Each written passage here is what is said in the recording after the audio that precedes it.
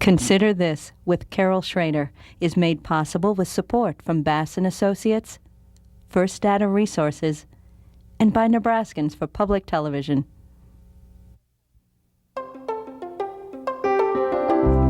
Consider This with Carol Schrader, a news and information program recorded on the campus of the University of Nebraska at Omaha. From the Fireside Lounge in the Milo Bale Student Center, here is your host, Carol Schrader. Hello and welcome once again to UNO. We know that there is a teacher shortage in the making, but it's here and it's now for some schools in the metropolitan area. If that's a baby you hear crying, this is a student center and people are in and out with their kids and their teachers. With me today are some people who know firsthand about the teacher shortage. John Langen, Dr. John Langen, is with the UNO College of Education. He is chair of the UNO Teacher Education Program. Becky Schnabel, also here at UNO. She is, among other things, she is officer for the TAP certification, and that's one of the things we'll be talking about, so you'll be hearing more about TAP, and we're not talking tap dancing. Also, Dr. Sandra Hodges is with us today. She's with the Omaha Public Schools, Assistant Superintendent of Human Resources. I want to thank you for joining us. Thanks, Carol. A couple of months ago, a big announcement came out of UNO and the Metropolitan Educational Consortium, MOEC, Right. to make it short in case we talk about that. And when I heard about it, I thought, it's about time, because I knew something had to be done. Tell us what TAP is. Well, let me give the kind of the overview, and if you want to know the details, these two women to my right can fill you in on that. But basically, there have been alternative certification programs, Carol, for a long time in U.S. public education. This program, we believe, is unique in the sense of two things. One, it's an attempt to get secondary teachers into our schools as quickly as possible in areas that the schools determine are needed by those particular school districts. So it's a one-year program where the students take courses as a cohort. So there'll be 24 teachers or prospective teachers who have degrees in other fields who will start a program this August. They will take courses in the summer. Then in the fall and the spring, while they're taking courses and doing their student teaching, they will be working for a half a day in the school that they're assigned to and the particular district that they're assigned to. At the end of that, what we're hoping to do is produce certified, fully certified secondary teachers to fill critical areas at the secondary level. And the unique part about the UNO program is the school districts make the final decision as to who they will select to work in their schools, and once they're selected, as I say, they're committing to a half a day of work in the schools during the year that they're getting their licensure. Okay, and this, we're talking specifically about a teacher shortage in particular areas, and they're the same all over the country, as I understand, in the secondary level. And these are, pipe in. Go ahead, Becky. Particularly, the candidates we looked at have been in math and science are our heaviest areas. Obviously, there are other areas that individual districts are looking at, but I think it's safe to say math, science, and foreign language are those areas that you'll see, and I know Sandra can address that from her perspective through the schools. And I see a lot of ads for special education teachers. I see that one coming down the pipeline if it's not already here. OPS specifically, and there are other metropolitan school districts in this program, every year it's like a scramble at the end to try and fit all the pieces of the puzzle in math and science and other areas, right? Absolutely, and I would agree with Becky that the areas of math and science certainly are at the top of the list, along with foreign language. In addition to that, we would, of course, as you indicated, be looking for special education teachers, but business education, and the difference is that we're no longer waiting until the end. We're being very proactive and trying to seek out the very best candidates in those areas very early, prior to the start of the next school year. Now, we have heard for years, I think, particularly since Sputnik, you know, our math and science, we put a big premium on that for our students because all the subjects are important, but you know, it's those things that are going that are real critical in terms of specific things have to be taught in a specific regimen when you get up to the the things that I could never understand in mathematics, but the upper level courses and those kinds of things, and some of the basic stuff that might spur somebody that's not necessarily thinking of themselves as a math student on. But the secondary level, we always talk about primary teachers. They're so important, and they are. But the secondary is where a lot of things are shifting to what the future of these students may be. Exactly, and in terms of the tendency is to jump to the math and science, but let's talk about the real applicants in this real pool of teachers in our first cohort group of 24. What we decided at UNO when we did that is not to say, you know, we're looking for teachers only in math, science, and special education.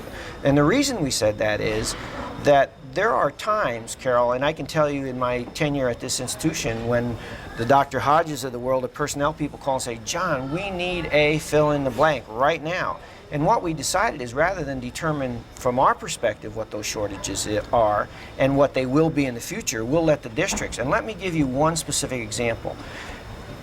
Every school district in the metro area is trying to recruit minority teachers into their districts. So let's say in the pool of cohorts we get a minority applicant in the area of language arts, in the area of history or what have you. I'm suggesting to you that's a teacher shortage area that we are woefully lacking in terms of all of the school districts in the metro area. So now, diversity is still an exactly. An so they're going to be vying for those candidates. And in terms of the content areas, the math and science thing gets exacerbated by the whole explosion of technology, because the math and science people don't get out of teaching and go into home economics. They go into other fields. They go into science, engineering, technology, computers, real world experience. So, well, let me ask you this, Becky. Are these all, you know, what's the age range? I imagine there's an age range. It is. It's a real these first interesting 24. group that you have. We have some people who are taking early retirements and coming back looking for another career option.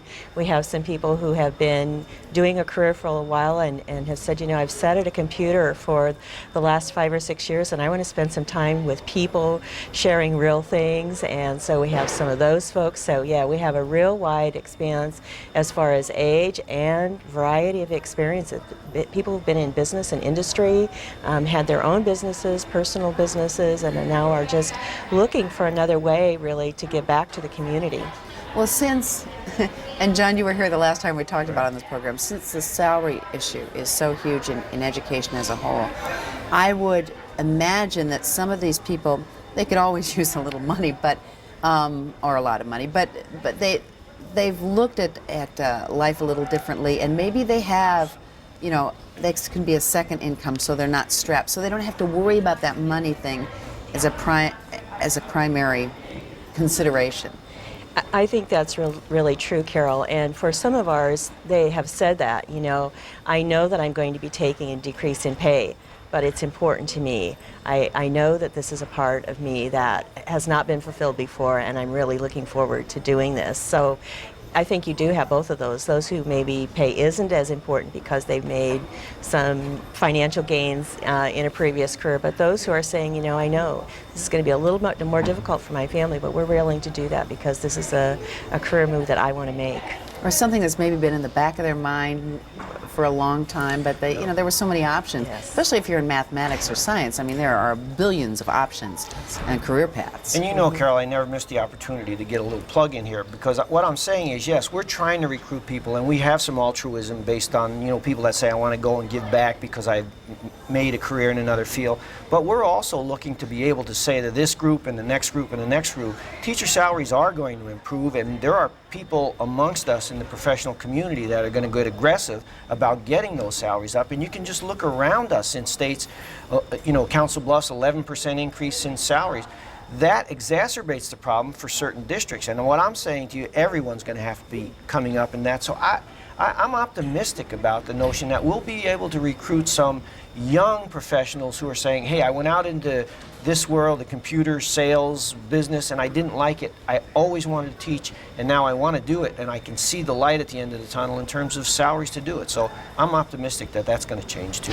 Well, Sandra, when you've being in charge of human resources for OPS, which is the state's largest district and conceivably in sheer numbers worries the most about filling a lot of slots, this is just a piece of the puzzle in finding. I mean, there's 24 in this next that will go into this next year, or this summer they'll be in intensive therapy, so to speak, and then they'll work half day and go to school half day. But there are some other pieces of this puzzle where we've gotten real resourceful in this state, aren't they? This is correct. First of all, let me say that we're very, very encouraged by the TAP program and the opportunity that it's providing for our school district as well as for the individuals who will be participating.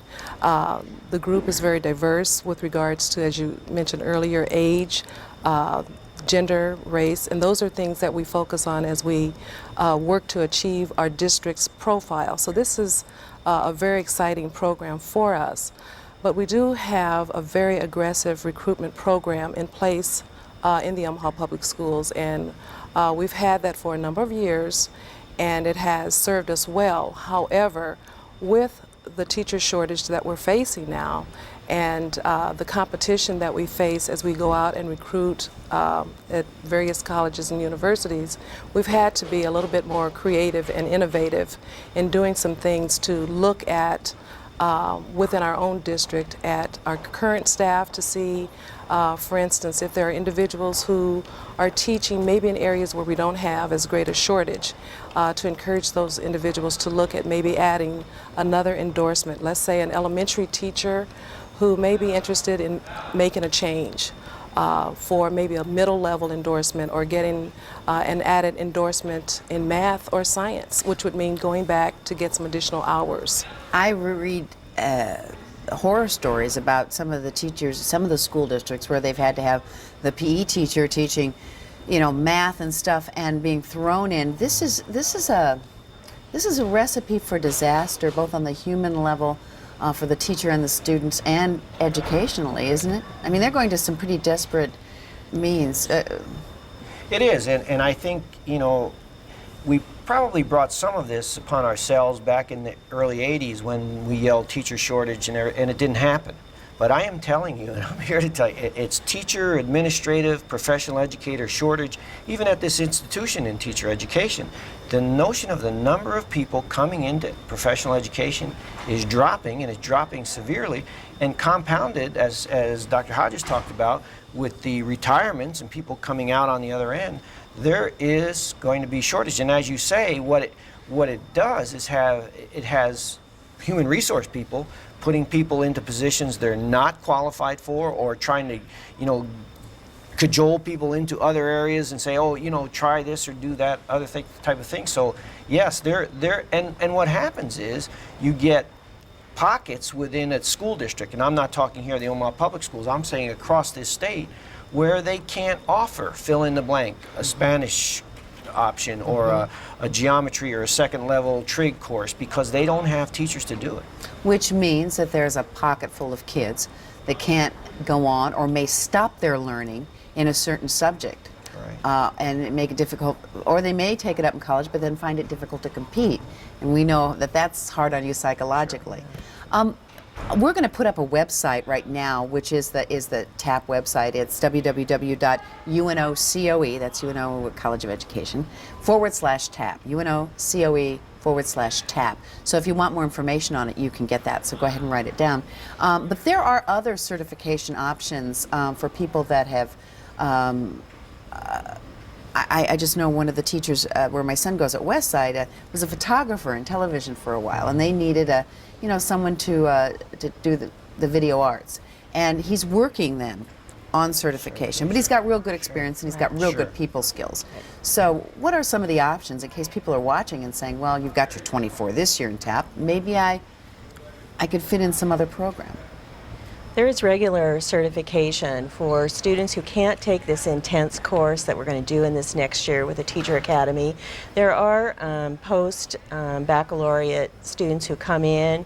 We work with their previous undergraduate degree program, and they may be able to go 1 or 2 classes a semester while they're working full-time and complete a certification program in that in that area as well. There's provisional certification for people who have percentage of their program finished and have a district who want to hire them. So there are some other alternative routes out there. We think the TAP, of course, is very attractive to those students who are saying, you know, I'm ready for this, I want to get into it, and I want to get into it as quickly as I can.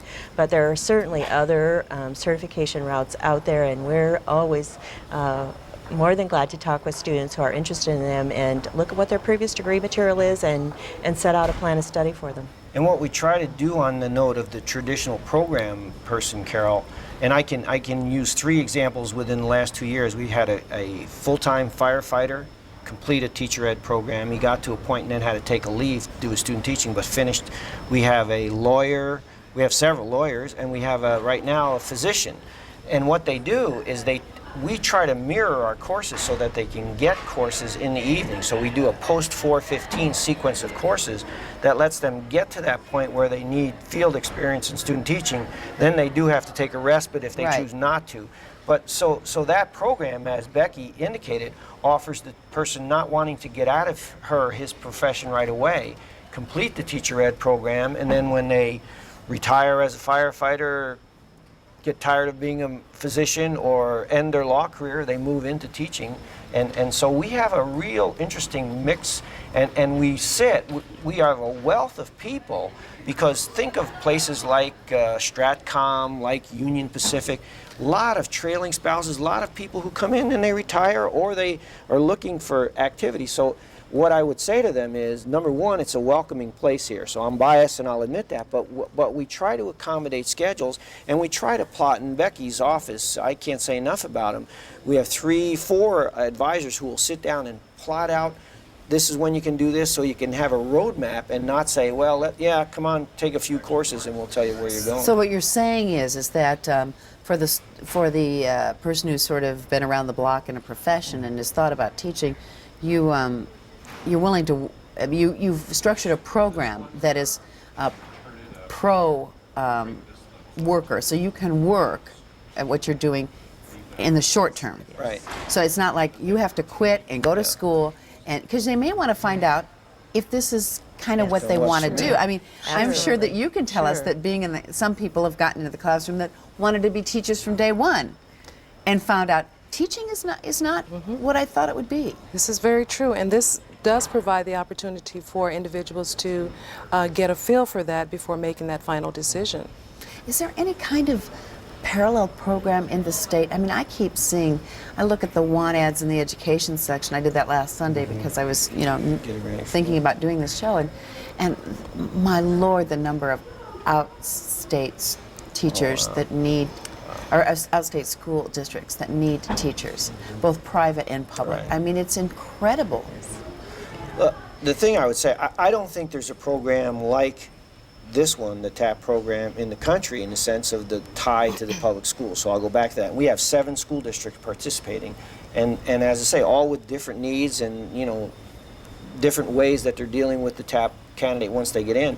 But I'm here to say that if this thing goes like we think it will, we're not going to sit here like this with it. We have 17 teacher training institutions in this state, and we'll say, here's the program, you want to model it, go do it at Wayne, draw the same type, go out at Chadron and draw people in there, because the problem is exacerbated, as I say, by not having people participating, trying to bring up the number of candidates, because if we don't bring them up across the state, we're going to have people coming from the other places trying to steal the ones we're doing.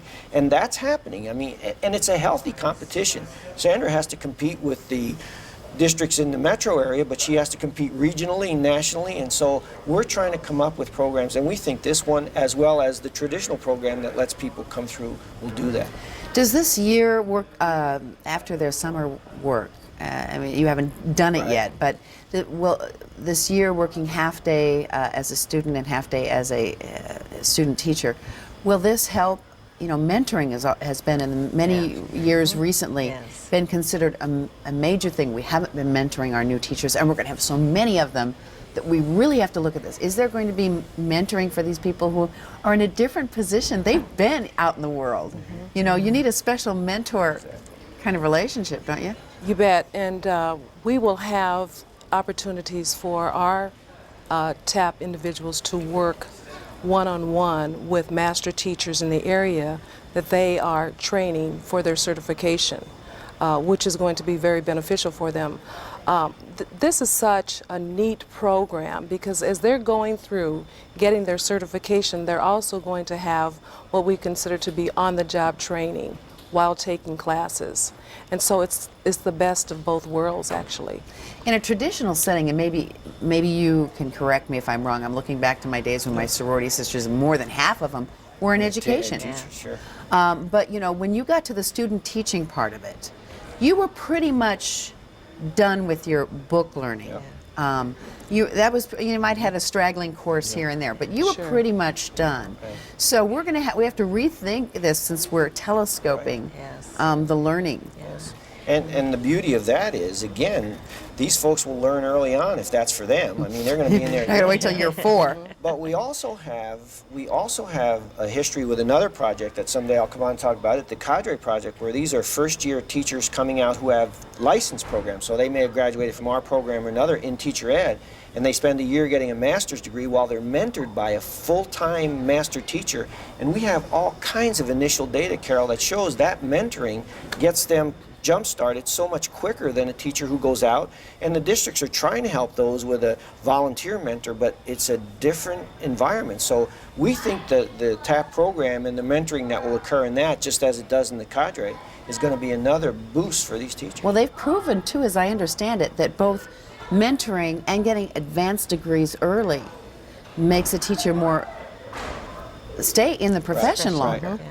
And Carol, I think that's one of the things that when we looked at the alternative programs that were out there and we were trying to formulate what we wanted ours to look at, frequently that's the piece that's missing. The mentoring is missing. They're giving a person an alternative certificate and saying go to the school and teach and take these courses as you can. Those people tend to stay in the profession 12, 15, 18 months and they go, oh, I wasn't prepared for this, and they're back out of the profession again, and the time and energy has been spent, but they don't stick with it. And we think that the mentoring they'll get from UNO faculty, from their master teacher, from their building administrator in this program will be the thing that will really be key to keeping someone with an alternative certificate in the profession for the duration. And that really is another issue for us too, is keeping them in that profession and keeping them growing. Especially since you've got all these retirees. And I bet you just look at that list of potential retirees Well, and just shudder. Absolutely. But with regards to our TAP candidates, we know that it's going to be very important, even though they are experts in the areas that they will be getting their certification in. It's important for them to have the support on the teacher side of that as they're learning their role as a teacher. It's one thing to be an expert in the business world, but getting into the classroom is entirely It's different. a scary thing It's as very far as I'm different. concerned. It's exciting, but it's very different, and we know that they will need a different kind of support, and so we're going to make sure that that's built in for them, and will go a long ways, I'm sure, in helping them to be successful. We've learned, it used to be that if a teacher, a first or second year teacher had a problem or crisis, they were considered weak if they went to someone for help. Do you remember those times when you had to have total control of your classroom from the day you walked into it? Well, fortunately, we've turned that around. And we may have lost some teachers in the process or started them out on the wrong foot. The reason I wanted to spend so much time talking about TAP, and once again, we're going to put up the website. It's www.unocoe/TAP, is because we're fortunate that in California, they're throwing people into classrooms. They're just throwing people into classrooms. And you must go to bed at night being thankful that we're not there yet. But let's talk right now, we've got about 4 minutes left, about the next 5 years. What more innovative things are we going to have to do? Just off the top of your head, I won't hold you to any of these, but just kind of a brainstorming thing. What are the things that people in your profession are talking about? Well, I'll start out by saying, and this is, you say, hey, you're not here to talk about that, Lang, and be quiet, but we have to address the issue of remuneration. We have to get teacher salaries up, or we can get all the programs in the world. We're not going to draw people in there if they're not making a standard of living that lets them support a life. And so I say salaries have got to be the first issue to solve. Okay, we'll put you on that committee. All right. For me, the focus will really be secondary education and special education. We at this point aren't really at that area yet where we are having the shortage in the elementary level. We have the K-6 regular classroom teacher that we need, but we really need to have those folks consider moving to middle level. Middle level is so crucial for us in preparing them for that high school level that I think we really need to help people think about that middle level teaching as well, and secondary as an option. And as we start to push computer skills and computer science in, you know, the money is such a lure to get those kinds of people out there, and the job and the people shortage, Sure. that you might have a shortage in some of those areas. We've seen that since IS&T opened. We've had lots of math and science people to that program. And a couple of things. We of course, as far as recruitment and getting more and more teachers in, we're looking at more grow your own type programs. We're looking at our own students to identify them at an early age as far as putting them on track maybe to a teacher education program when they're ready to go into college. But then after we get our teachers hired, we then deal with another faction, and that's retaining them once they're in our school districts, because the Omaha Public School District has an excellent reputation, and we constantly have other school districts attempting to recruit our teachers away. Well, sure, you train them, you give them the experience. That's Who wouldn't right. want to take the That's cream of the right. crop? And And so- again, salaries within a metropolitan area. Right. Competition is an issue. You bet. You bet. Absolutely. Well, the marketplace will determine a lot of this, and I wish you well. But the one thing that people called up the last time we had you on and said, we're tired of hearing about teacher salaries, but there's no way. Well, they can be Getting tired, around but it. they're going to be tired hearing about not having teachers for the kids that are in those schools, and that will be the real issue. And there are some things, Carol, that we're trying to do, and we mentioned technology. I think technology will give us some assistance in providing instruction to students out in Upper Overshoe, Nebraska, who can't get a trigonometry teacher, and we can do that. And some of that. So distance learning for some of those specialized courses. Right, and may I be don't an think it's answer a great statewide. option, but I think it's better than not having the program. Not in being able to offer advanced quantum physics or Right. whatever they're going to be Whatever it teaching is. one day in the high school Exactly. level.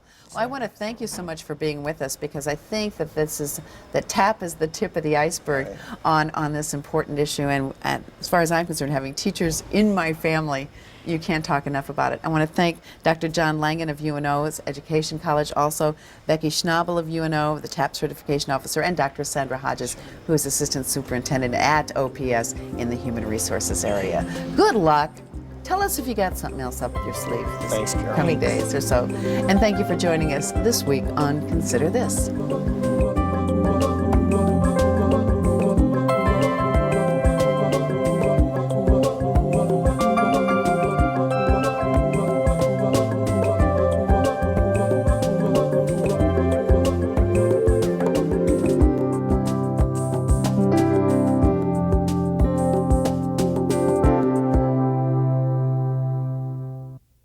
Consider This with Carol Schrader is made possible with support from Bass & Associates and First Data Resources.